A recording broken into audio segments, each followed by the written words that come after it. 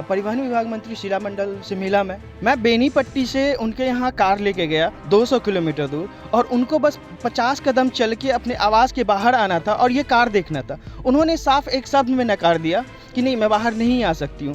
कंपनियों की मदद मिले, कॉरपोरेट कंपनी की, तो मैं एक हवाई जहाज़ पर भी मिथिला पेंटिंग करना चाहता हूँ। नमस्कार, आप देख रहे हैं BNN न्यूज़। और जैसा कि आपको पता होगा कि BNN पर कुछ दिन पहले मिथिला पेंटिंग से पूरी तरह से सुसज्जित एक कार की न्यूज़ लगाई थी। खबर आप लोगों ने काफ़ी से सराहा और काफ़ी इसे दुलार और प्यार दिया था। दरअसल ये पूरा जो कॉन्सेप्ट था, इसके पीछे जिनका वो दिमाग था कि मिथिला पेंटिंग को अब वाहनों पर उकेरी जाए ताकि देश और दुनिया के लोग देख पाएँ, हम उनसे बात करेंगे। और ये जो आप कार देख रहे हैं, अब यह कार पेंटिंग से पूरी तरह लैस होकर के अब बेनीपट्टी ही नहीं, मधुबनी के भी सड़कों पर देखा जा रहा है। हम बात करेंगे जो इस वाहन के मालिक भी हैं, और यह पूरा जो पेंटिंग जो बना कार पर, उसके जो पीछे इनका क्या मकसद था। आशुतोष जी हमारे साथ हैं, हम उनसे बात करेंगे। कार पर पेंटिंग एक नायाब अनूठा आपने मिसाल पेश किया था, इसके पीछे क्या रीज़न था? देखिए, सर्वप्रथम इसके पीछे जो कार पे मिथिला पेंटिंग करने का मेरा जो सोच था, सबसे पहले ये था कि एक अनोखा चीज़ है। अभी तक शायद पहली बार ये भारत में और विश्व में भी है कि किसी कार पे मिथिला पेंटिंग किया गया है। और इसके पीछे, कार पे पीछे करने का प्रयोजन ये था कि लोगों तक ये पहुँचे, और कार कंपनियाँ जो हैं वो एक मिथिला पेंटिंग की कार सेगमेंट निकाले। चूँकि मिथिला की एक पहचान है और एक हमारी संस्कृति से जुड़ी हुई है मिथिला पेंटिंग, तो अगर कार कंपनियाँ इसे पसंद करके अगर कार मिथिला पेंटिंग की सेगमेंट निकाले कारों की, तो न कि बस एक अच्छा सुंदर होगा, लोगों को मैसेज जाएगा, बल्कि बहुत सारे ऐसे कलाकार हैं जो अदृश्य हैं, छुपे हुए हैं, उन्हें रोज़गार भी मिलेगा। जैसे ही बड़ी कंपनियाँ, कॉरपोरेट कंपनियाँ ये काम अपने हाथों में लेंगी, तो बहुत हज़ारों संख्या में लोगों को, जो कलाकार बैठे हुए हैं घर में, उनको रोज़गार मिलेगा, उनकी जीवन यापन होगी। चूँकि अभी बहुत कम मात्रा में कलाकारों को निरंतर रोज़गार मिल रहा है। तो इस क्षेत्र में करने के पीछे सबसे बड़ा मकसद यही था कि एक लगातार लोगों को रोज़गार मिले, कॉरपोरेट कंपनियाँ आएँ, तो लंबे समय तक हमेशा बहुत मात्रा में लोगों को रोज़गार मिलते रहे। और मेरा सिर्फ कार पे ही पेंटिंग करने का मकसद नहीं है।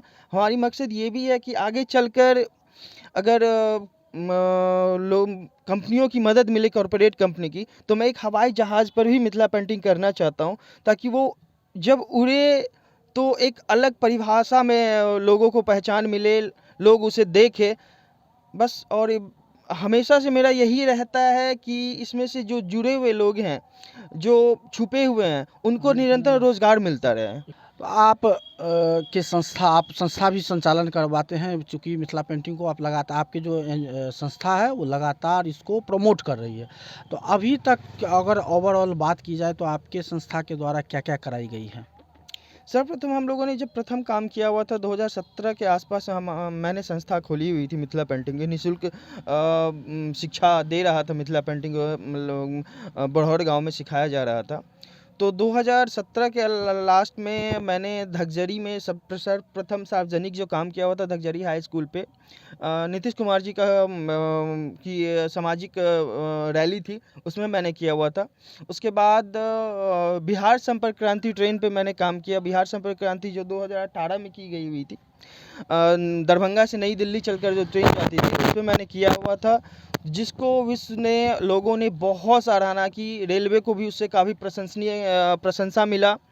और उसके बाद फिर समस्तीपुर स्टेशन, अलीपुरद्वार में रेलवे पे, महानंदा एक्सप्रेस पे, वाल्मीकि नगर स्टेशन पे, और बहुत सारे ऐसे जगह हैं, हरनौत रेल कोच कारखाना में, बहुत जगह ऐसे और भी बहुत जगह है जहां हमने मिथिला पेंटिंग किया है।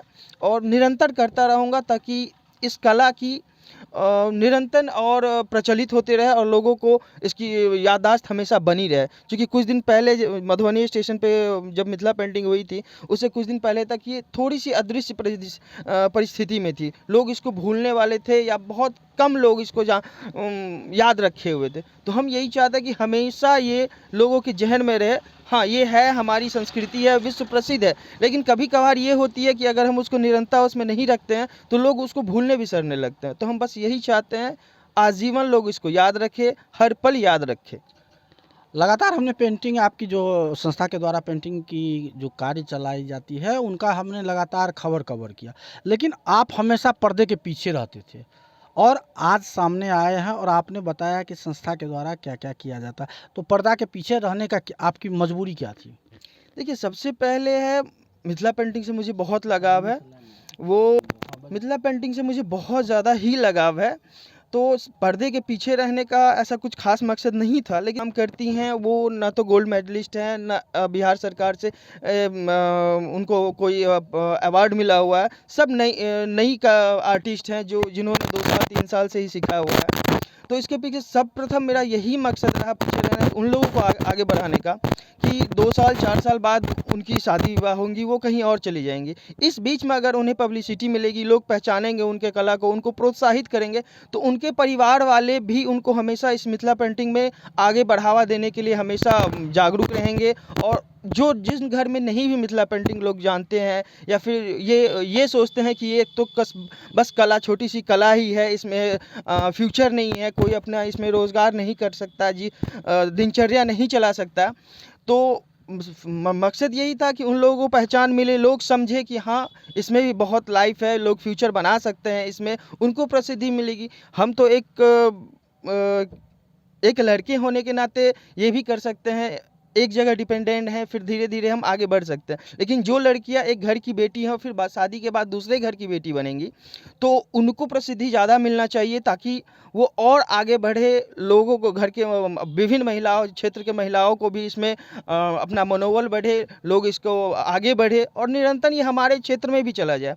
और एक बात और है, मधुबनी में, चूँकि मधुबनी पेंटिंग सर्वप्रथम के नाम से भी जाना जाता, लोग सर्वप्रथम यहीं पे किए हुए थे और मिथिला पेंटिंग के नाम से।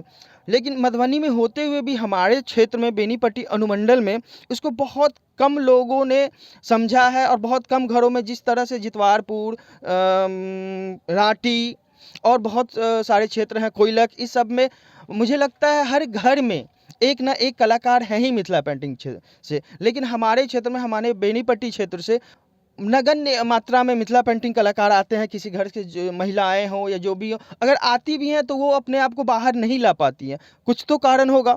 तो मेरा मकसद यही था कि जो अगर अपने क्षेत्र से जो भी महिलाएं हैं बेनीपट्टी क्षेत्र से, वो महिलाएं आगे आए ताकि लोगों को पता चले कि नहीं सिर्फ मिथिला पेंटिंग या मधुबनी पेंटिंग हमारे मधुबनी क्षेत्र के कोइलख, जितवारपुर, रांटी क्षेत्र में ही नहीं है, हमारे बेनीपट्टी अनुमंडल क्षेत्र में भी इसका बढ़ावा है। यहाँ भी बहुत सारे कलाकार हैं जो मिथिला पेंटिंग करते हैं, जो अनभिज्ञ हैं, जो अभी छुपे हुए हैं, उनको बस बाहर लाने की, लोगों को पहचान दिलाने, लोगों तक पहचान दिलाने की मेरी मकसद है। मधुबनी पेंटिंग के या मिथिला पेंटिंग के माध्यम से केंद्र सरकार ने भी कई कलाकारों को राष्ट्रीय स्तर पर पुरस्कार दिया है और आपसे जब हमारी बातचीत हो रही थी तो उस समय आपने कहा कि कॉरपोरेट जो इस और रुझान अगर रखते हैं तो इससे एक नया मार्केट मिलेगा और कलाकारों की जो इस रोजी रोटी में इसमें लगे हुए हैं पेंटिंग के माध्यम से, उनकी आर्थिक स्थिति भी सुधरेगी। तो ये दो अलग अलग बिंदु हैं। आप लोगों की अभी कलाकार जो हैं उनकी आर्थिक स्थिति इतनी खराब क्यों है? क्या मार्केट नहीं मिल रहा है या फिर कलाकारों को राज्य सरकार या केंद्र सरकार प्रोत्साहित नहीं कर रही? चूँकि इसलिए भी हम पूछ रहे हैं, चूँकि पुरस्कार, राष्ट्रीय पुरस्कार तो मिल चुके हैं कई कलाकारों को, लेकिन फिर भी कई कलाकार आज कह रहे हैं कि हमें मार्केट नहीं मिल रहा है, उचित मूल्य नहीं मिल पा रहा। इसकी क्या वजह है? देखिए, कॉरपोरेट कहने का मतलब, मेरा सर्वप्रथम मकसद ये है कि अगर इसमें कॉरपोरेट घराने आते हैं तो वो सीधा जो कलाकार हैं उनसे काम लेंगे, उनको सीधा उनका मेहनताना मिले। लेकिन अभी बहुत जगह ऐसा क्या है कि जो जाने पहचाने कलाकार हैं, जो बहुत दिनों से मिथिला पेंटिंग क्षेत्र से जुड़े हुए हैं, बस उन्हें ही काम मिल रहा है या उनकी ही मिथिला पेंटिंग बेची जा रही है, ली जा रही है अच्छे अच्छे घरों में। जो छुपे हुए कलाकार हैं, जिनको अभी कोई ऐसा खास पहचान नहीं मिला, लेकिन फिर भी वो बहुत अच्छा पेंटिंग करते हैं, उनको ऐसा कोई उनकी पेंटिंग अधिक मात्रा में नहीं बिक रही है, उनको सही मात्रा में उनकी जो मेहनताना है वो नहीं मिल रही है। तो अगर कॉरपोरेट कंपनियां इसमें अपना कुछ दिखाएंगी रुझान, जैसे कार मैंने किया, मैं चाह रहा हूँ कॉरपोरेट कंपनियां इसमें अपना इंटरेस्ट दिखाएं, अपना मन लगाएं। तो अगर कॉर्पोरेट कंपनियां अगर डायरेक्ट करती हैं तो वो ना कि किसी दूसरे के माध्यम से मिथिला पेंटिंग कलाकारों को जोड़ेंगी, बल्कि खुद वो मिथिला पेंटिंग कलाकारों को अपने साथ लेके वो काम करेंगे। तो सीधा मुनाफा जो इनकी मेहनताना है, जो इसकी जो भी खर्चा बनेगी, जो इनकम बनेगी, वो सीधा और सीधा जो मिथिला पेंटिंग कलाकार होंगे उनके हाथों में मिलेगा। और बात रही दूसरी कि अभी तक जिनको राज्य स्तर पुरस्कार या फिर नेशनल अवार्ड मिला हुआ है, तो केंद्र सरकार और राज्य सरकार में एक चीज़ मुझे बहुत ख़राब लगती है कि अगर वो कोई योजना निकालते हैं तो सिर्फ जिन्हें नेशनल अवार्ड या स्टेट अवार्ड मिला है उन्हें ही वो अपने सरकारी योजना से अभिभूत करते हैं या उन्हें ही उस सरकारी योजना का लाभ मिलता है।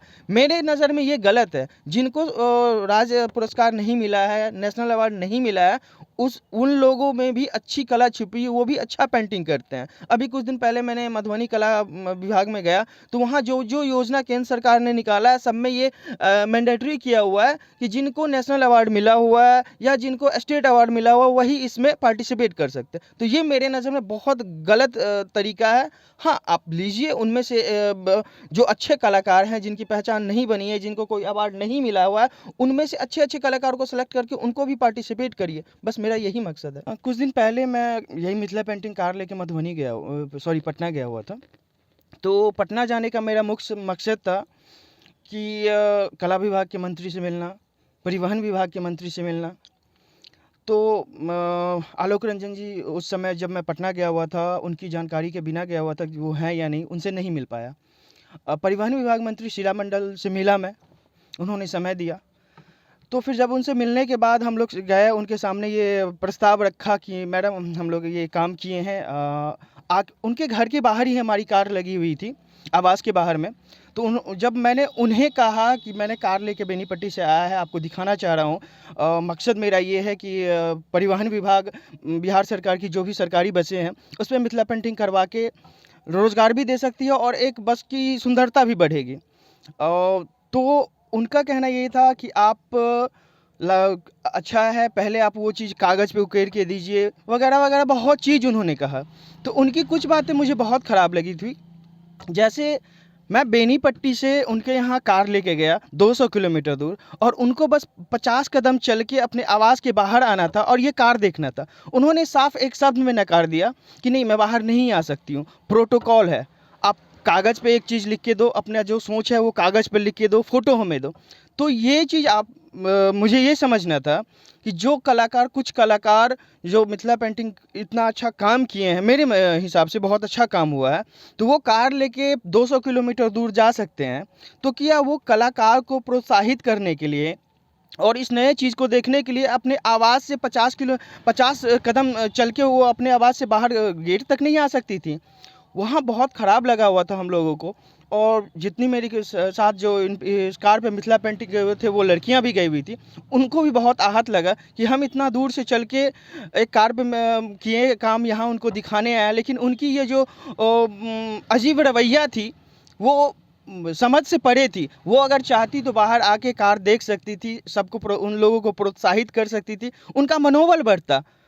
क्योंकि अगर ऐसा कोई वो बड़े पद पे हैं, मंत्री हैं, तो अगर वो कलाकारों के साथ ये रवैया अपनाएंगी तो कलाकारों का मनोबल टूटेगा, वो इस क्षेत्र से दूर जाना चाहेंगे। अगर वो आ ही जाती बाहर, कुछ पल देख लेती, अच्छा है या नहीं है, जो कुछ भी अगर सामने वो बताती, तो फिर ज़्यादा खुशी हमें भी होती कि हाँ, इतना दूर से हम आए हैं तो उन्होंने कुछ तो कहा। लेकिन ऐसा कुछ नहीं है, वो बस हम लोगों से मिली, बात की और बस साफ बोला कि नहीं, हम बाहर नहीं आ सकते हैं, प्रोटोकॉल। इसमें प्रोटोकॉल क्या है नहीं है वो तो समझ से बाहर है, लेकिन बस मेरा निवेदन यही है कि अगर कोई कलाकार इतने दूर से चल के आपके पास आता है तो उनकी बात भी रखिए, उनकी बात भी समझिए। आप 50 कदम चल के अगर अपने आवास के गेट पे आ जाती तो कुछ बहुत बड़ी ऐसी कोई भूल नहीं हो जाती है, प्रोटोकॉल टूट नहीं जाता। तो बस मेरा यही है कि सरकार भी मदद करे।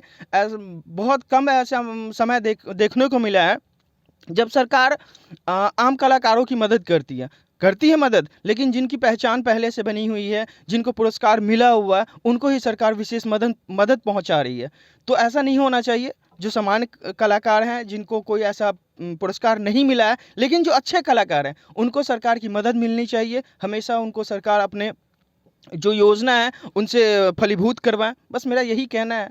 तो ये थे आशुतोष जी, जिनका स्पष्ट कहना है कि केंद्र सरकार हो या राज्य सरकार उन कलाकारों की ओर भी ध्यान दे जिन्हें समय के कारण कोई पुरस्कार नहीं मिला हो, लेकिन वो अपने गांव में जब कुच्ची पकड़ती है तो एक से एक बेहतरीन कलाकृति को उकेरती है और उन्हें भी प्रोत्साहित किए जाने की ज़रूरत है। कन्हैया मिश्र, BNN न्यूज़, बेनीपट्टी।